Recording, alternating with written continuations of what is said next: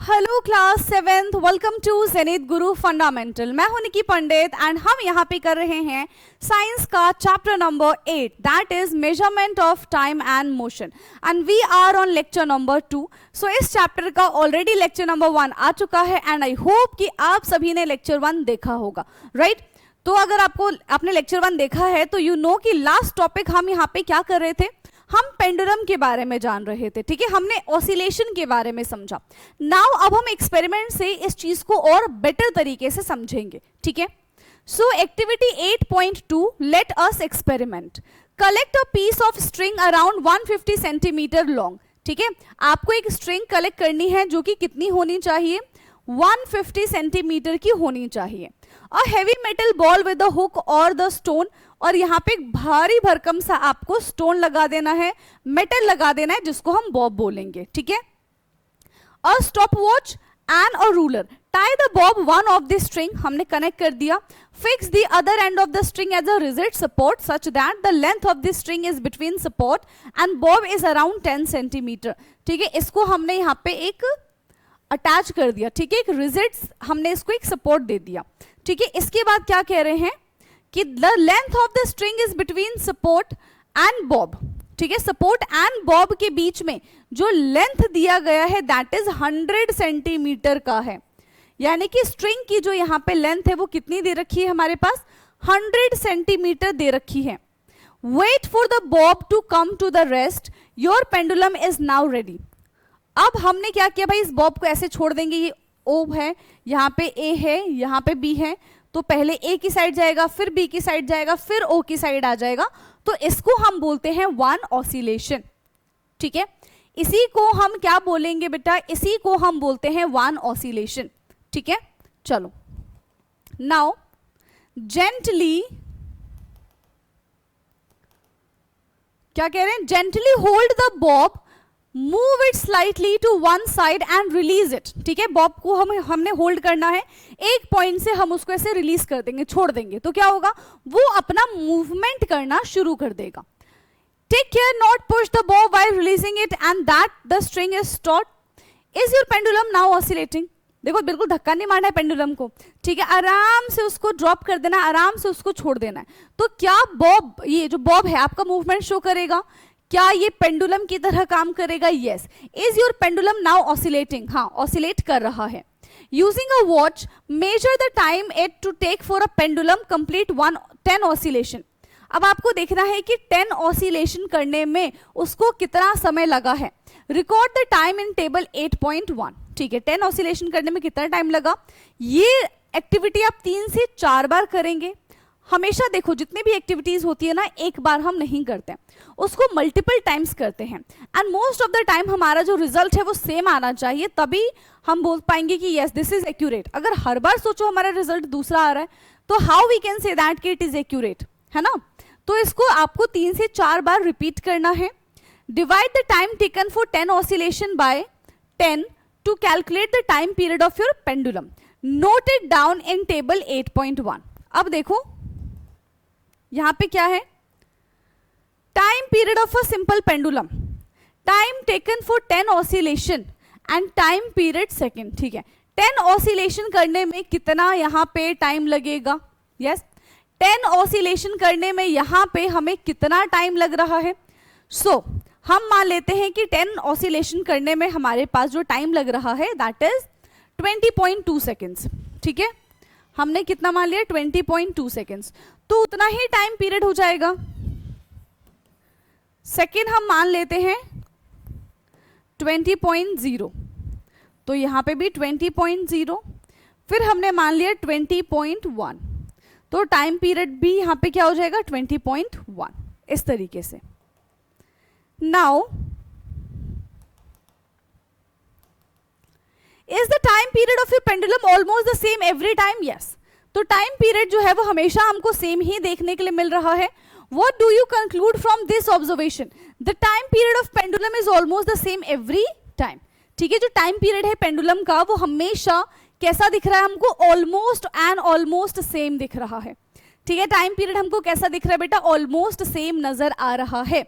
Now think like a scientist. चलिए भाई अब थोड़ा सा हम साइंटिस्ट की तरह सोच ले.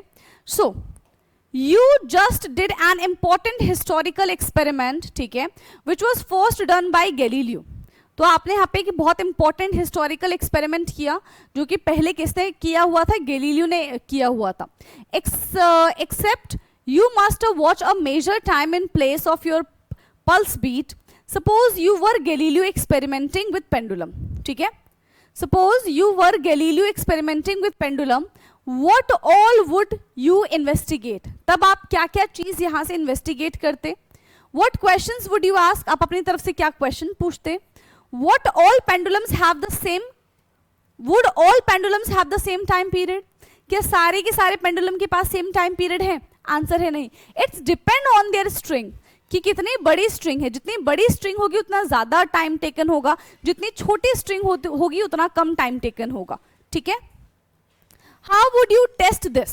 Repeat activity 8.2 using the same bob but the pendulum of 2 or 3 different length. ठीक है, अब हमने यहाँ पे क्या किया, सेम एक्सपेरिमेंट हम परफॉर्म कर रहे हैं एंड सेम एक्सपेरिमेंट में हमको क्या देखने के लिए मिल रहा है, बॉब जो है वो सेम है.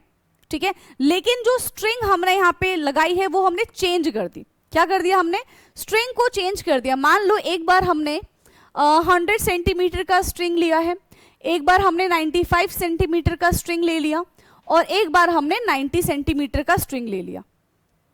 ठीक है, तो अब हम यहाँ पे क्या देख रहे हैं कि जो 100 सेंटीमीटर वाला स्ट्रिंग होगा, ठीक है, it would take more time, है ना, वो ज्यादा टाइम लेगा ऐसे ऑसिलेट करने में. 90 सेंटीमीटर वाला कम टाइम लेगा ऑसिलेट करने में. ठीक, now repeat activity 8.2 using the same bob but the pendulum of the 2 or 3 different length. हमने ले लिया. Does the time period change? Answer है yes. यहां पे हमें टाइम पीरियड चेंज होते हुए नजर आएगा. If so, how does the length affect it? If changing the length influence the time period, does the bob mass also matter? क्या bob का जो मास है वो भी मैटर करता है?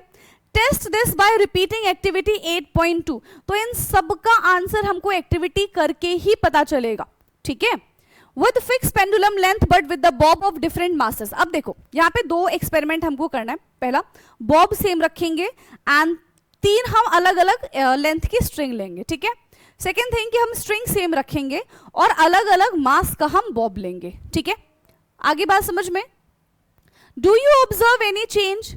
क्या अब आपको इसमें कोई चेंज नजर आ रहा है? बट आप जब तक एक्सपेरिमेंट नहीं करेंगे, हाउ वुड यू आंसर, है ना. तो आपको यहाँ पे एक बार एक्सपेरिमेंट करना होगा और याद रखना, ठीक है, कि जो ऑसिलेशन है, जो टाइम पीरियड है, that depend on the length of the string, not the Bob. ठीक है, लेंथ पे डिपेंड करता है, बॉब पे डिपेंड नहीं करता है. The time period of simple pendulum depends on its length but not on the bob mass. ठीक है, किस पे डिपेंड करता है? लेंथ पे डिपेंड करता है, स्ट्रिंग की लेंथ पे डिपेंड करता है, बॉब के मास पे डिपेंड नहीं करता है. All pendulum of the same length have the same time period at the given location. ठीक है, अगर ये बॉब अलग अलग भी होगा तो भी हमारे पास सेम ही टाइम पीरियड आएगा, बट अगर स्ट्रिंग अलग अलग होगी तो हमारे पास अलग अलग टाइम पीरियड आएगा. ठीक, सो the time period of a simple pendulum of a given length is constant at a place and this property is used in the measurement of time. ठीक है, और ये प्रॉपर्टी हम किस लिए यूज करते हैं? टाइम को मेजर करने के लिए इस्तेमाल करते हैं. ठीक है, this is called time period of simple pendulum. Okay, now all clocks old और modern are based on some process repeating continuously, है ना. क्लॉक में तो हर चीज रिपीट ही हो रही है क्योंकि हमारा समय भी रिपीट हो रहा है. ठीक है, अभी सोचो कि हमारी जो नॉर्मल घड़ी है उसमें भी 12 2 बार बजते हैं, है ना. वैसे तो पूरे दिन 12 बजे रहते हैं, तो उसमें 12 2 बार बजते हैं, 1 2 बार बजता है, 2 2 बार बजता है, 3 2 बार बजता है, इस तरीके से. ठीक है, सो ऑल क्लॉक ओल्ड और modern are based on some process repeating continuously. इन सब में एक कोई ना कोई प्रोसेस जो है वो कंटिन्यूएशन में रिपीट होते जा रहा है, which can be use to mark equal interval of the time. Now अब जरा हम मॉडर्न क्लॉक्स के बारे में बात कर लेते हैं. ठीक है, so modern clocks measure time using the basic principle. ठीक है, जो मॉडर्न क्लॉक्स है वो टाइम को कैसे मेजर करती है, कुछ प्रिंसिपल्स को फॉलो करती है. That is the repeating process. ठीक है, पीरियोडिकली रिपीटिंग प्रोसेस मतलब हर एक इक्वल इंटरवल ऑफ टाइम के बाद खुद को रिपीट करता है.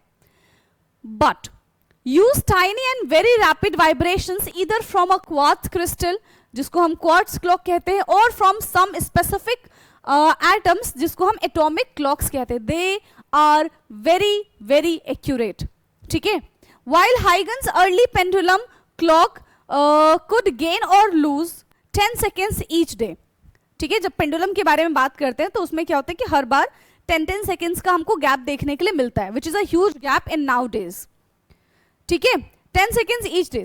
Today's atomic clock are so precise that they lose only 1 second in millions of years. सोचो, millions of years तक जब समय बीत जाएगा तब जाके हो सकता है कि 1 सेकेंड का एरर आ जाए. सोच रहे हो, हम तो रहेंगे भी नहीं, एरर कौन बताएगा. ठीक है, scientist are constantly searching for even better way to measure time with greater accuracy. इतना होने के बाद भी अभी भी और एक्यूरेसी पे काम चल रहा है. ठीक है, सो आई थिंक ये आपको जान के बहुत अच्छा लगा होगा कि हमारे पास आज के टाइम पे किस किस तरीके के वॉचेस हैं, किस किस तरीके के क्लॉक्स हैं. ठीक है, इस तरीके का.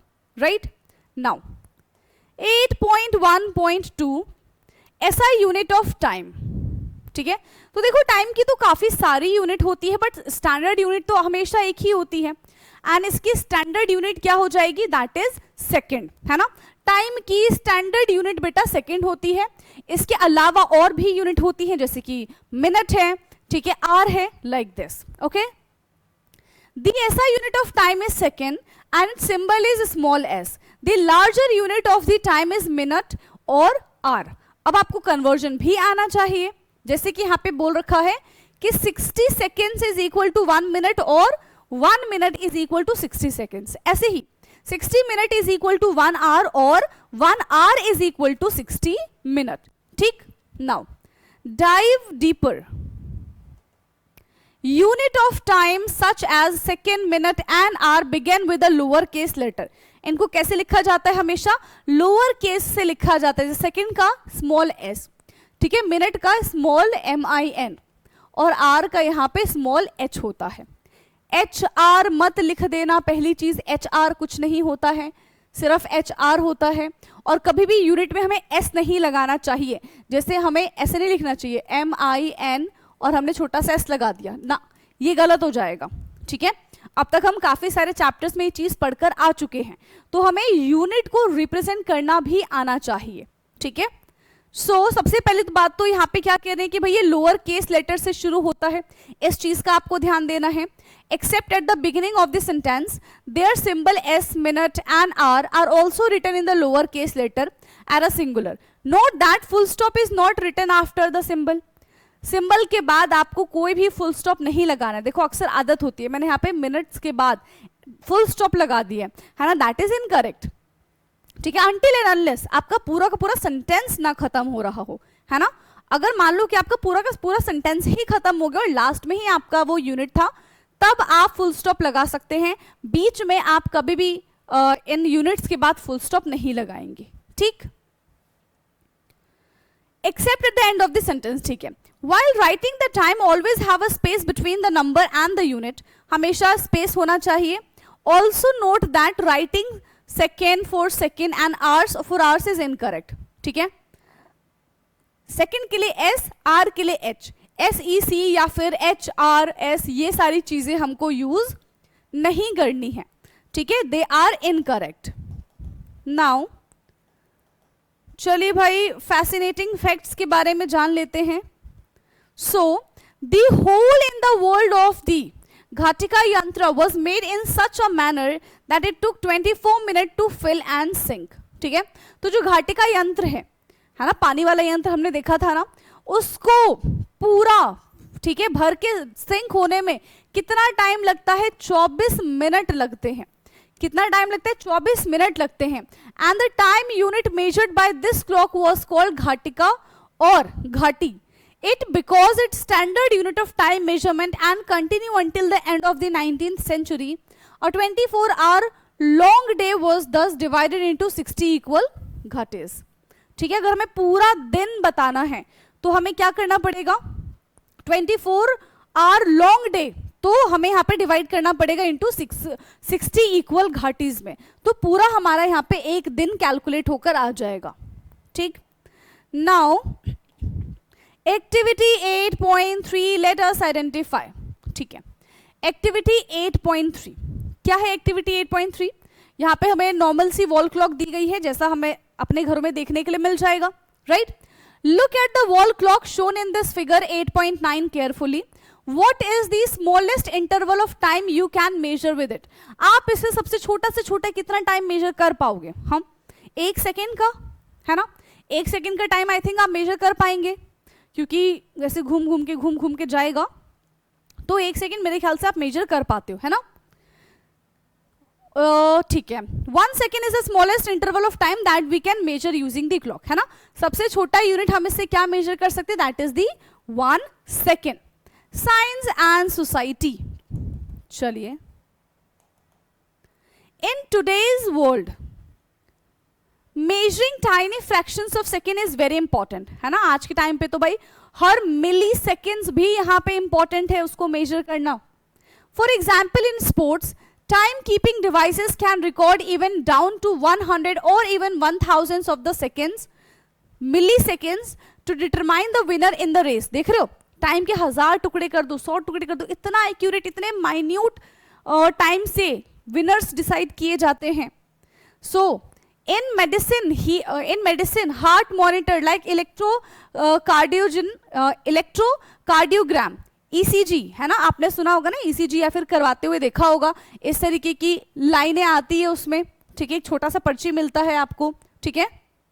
Electrocardiogram machine measure the millisecond vibration in the heart beat to detect the health issues, ठीक है? हमारे हार्ट बीट को वो मेजर करता है और उसमें हमारा हार्ट किस तरीके से पंप कर रहा है, हर एक मिली सेकेंड्स उसमें वो बताता है।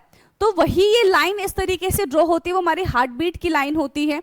इससे हमें पता चलता है कि हम हेल्दी हैं कि नहीं है इन बीट से, ठीक? So in music digital recording capture sound thousands of times per second for smooth playback, many devices use even shorter interval, ठीक है? तो यहाँ पे म्यूजिक में भी इसका इस्तेमाल है, मेडिसिन इंडस्ट्रीज में भी इनका इस्तेमाल है, ठीक है? So smartphone and computer process signal in microseconds, allowing them to operate very fast. Scientists continue to develop even more precise time measurement tool for space exploration. तो नॉर्मल टाइम मेजर करने के लिए हमारे पास ये वॉचेस तो है ही, साथ ही साथ स्पेस के टाइम को मेजर करने के लिए, स्पेस के टाइम को पता करने के लिए साइंटिस्ट जो है वो और एडवांस एक्सपेरिमेंट यहाँ पे कर रहे हैं अभी। The faster and the more accurate our clock become, the more they help society in way we may not even notice. तो देखो, पहले के टाइम पे हमारे पास एक्यूरेट टाइम नहीं था, तो बहुत ज्यादा टाइम वेस्ट होता था, ठीक है? आज के टाइम पे हमारे पास, ठीक है, अभी भी है टाइम, है ना? पर उसमें भी कुछ ना कुछ गड़बड़ियां हैं, थोड़ा थोड़ा कभी डिले हो जाता है। जितना ज्यादा हमारे पास एक्यूरेट टाइम होगा उतना बेहतर हम अच्छा कर पाएंगे, ठीक है? उतना अच्छा हम कर पाएंगे, राइट? चलिए, सो देख रहे हो क्लॉक कितना ज्यादा इंपॉर्टेंट है हमारे लिए, है ना? और हम इतना सारा टाइम वेस्ट कर देते हैं। Now for races covering the same distance we can tell who was faster by measuring time, but how can we tell that when comparing races for two different distances? ठीक है, अब देखो कोई दो इंसान है, ठीक है? पॉइंट ए से देखो, दो इंसान है, 1 और 2, इनको इस पॉइंट पे पहुंचना है। अभी एक ही पॉइंट से भाग रहे हैं, तो यहां पे फटाफट से जाएंगे और यहां से जाएंगे, हम इनका टाइम मेजर कर लेंगे, हम इनका टाइम मेजर करके बता पाएंगे कि कौन फास्ट दौड़ रहा है, कौन स्लो दौड़ रहा है। लेकिन अगर इनका डिस्टेंस अलग हो, मान लो एक यहां पर है, ठीक है, और एक यहां पर है, और अब इस पी पॉइंट पे पहुंचना है, तो अब कैसे पता करेंगे कि कौन फास्ट है कौन स्लो है?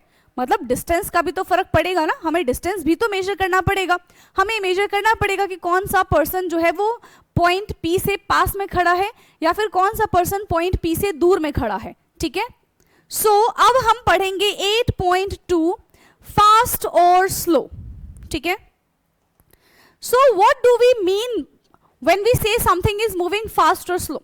मतलब वो कम टाइम में डिस्टेंस को ट्रैवल कर रहा है तो हम बोलेंगे फास्ट है। अगर वो ज्यादा टाइम में वही डिस्टेंस ट्रैवल कर रहा है तो हम बोलेंगे कि भाई स्लो है। ठीक है, suppose you are watching 100 metre race, ठीक है, on a straight track. All the players began from starting line together, but after some time they are not running together. How would you decide who is running faster among them? अब देख लो कि यहाँ पे एक player A, B, C और D, ये 4 लोग हैं जो भाग रहे हैं और इनका ट्रैक बना दूं मैं। ये इनके ट्रैक्स हैं जिस पे इनको भागना है, ठीक है, और इनको यहाँ पे मैंने वो रिबन लगा दी जिनको ये क्रॉस करना है। ठीक है, जैसे ये क्रॉस करेंगे यहाँ पे पहुंच जाएंगे, बस ये जीत जाएंगे। अब सबने सेम पॉइंट से स्टार्ट किया, ये मूव कर रहा है, मान लो ये यहाँ पर है, ये यहाँ पर है, ये यहाँ पर है, ये यहाँ पर है। सेम टाइम पे स्टार्ट किया था, बट अब इन सबकी पोजीशन अलग अलग हो गई है। तो सेम टाइम पे स्टार्ट किया, सेम डिस्टेंस कवर करना है, जो जितनी जल्दी कवर कर लेगा हम बोलेंगे वो उतना ज्यादा फास्ट है, जो जितनी देर में कवर करेगा हम बोलेंगे वो उतना ज्यादा स्लो है।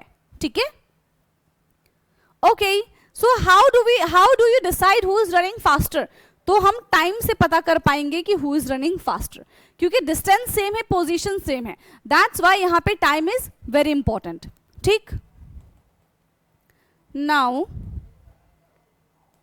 देखो इस तरीके से एक ही पॉइंट से स्टार्ट कर रहे हैं भागना, तो टाइम से हम पता करेंगे कि कौन एक्यूरेट है एंड कौन एक्यूरेट नहीं है। ठीक है, someone who is ahead of the others some instant of time is running faster than them, hence someone who has covered more distance within the same time। ठीक है, सेम टाइम पे जिसने ज्यादा डिस्टेंस कवर किया होगा, ठीक है, same time पे जिसने ज्यादा डिस्टेंस कवर किया होगा वो क्या हो जाएगा, वो ज्यादा फास्ट भागेगा, है ना। मोर distance with in the same time is running faster. The distance moved by object in given interval of time decide which one is faster और स्लोअर। ठीक है, कितना डिस्टेंस कवर किया है इक्वल इंटरवल ऑफ टाइम में, कितना distance travel किया है, मतलब कि मान लो कि 5 सेकंड में किसने कितना ज्यादा डिस्टेंस कवर किया, तो उससे हम उसकी स्पीड का पता कर सकते हैं। ठीक है, we often say that the faster runner has the higher speed. You are probably familiar with the word speed, है ना। अब तो यहाँ पे हमको स्पीड के बारे में पता चल गया। ठीक है, कितने टाइम में कौन कितना डिस्टेंस ट्रैवल कर रहा है, कितने टाइम में कौन कितना डिस्टेंस ट्रैवल कर रहा है, उसको हम क्या कहते हैं बेटा, उसको हम स्पीड कहते हैं। क्या बोलेंगे, स्पीड कहते हैं। फॉर्मूला समझ लो स्पीड का, speed is equal to distance upon time. Speed क्या होता है, speed is equal to distance upon time. Okay, now अब बात करते हैं भाई स्पीड क्या है। So by comparing the distance moved by 2 और more object in unit time it can be found out which of them is moving faster, है ना। तो डिस्टेंस को कंपेयर करके हम ये पता कर सकते हैं विद इंटरवल ऑफ टाइम कि कौन जो है वो फास्ट मूव कर रहा है एंड कौन स्लो मूव कर रहा है। ठीक, so the unit time may be 1 second और 1 मिनट और 1 आवर, कुछ भी हो सकता है। We call the distance covered by an object in unit time as the speed of an object. तो जो हमारा फॉर्मूला है ना, उसी को हमने यहाँ पे थ्योरी की फॉर्म में लिख दिया कि कितना डिस्टेंस ट्रैवल करता है कितने टाइम में, इसी को हम स्पीड कहते हैं। दोबारा से, कितना डिस्टेंस ट्रैवल करता है कितने टाइम में, इसी को हम क्या कहते हैं बेटा, स्पीड कहते हैं। ठीक, now how can we determine the speed of an object. अब एक ऑब्जेक्ट का स्पीड हम कैसे डिटरमाइन करेंगे, with the help of this formula.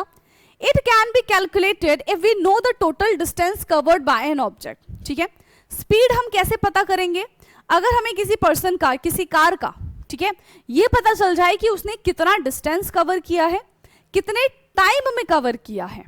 ठीक है, कितना डिस्टेंस कवर किया है, कितने टाइम में कवर किया है, तो उसको हम क्या बोलते हैं कि भाई वो क्या हो जाएगा, वो हमारा स्पीड हो जाएगा। उससे हम स्पीड कैलकुलेट कर लेंगे। ठीक है, और बता देंगे ये फास्ट चल रहा है या फिर ये स्लो चल रहा है।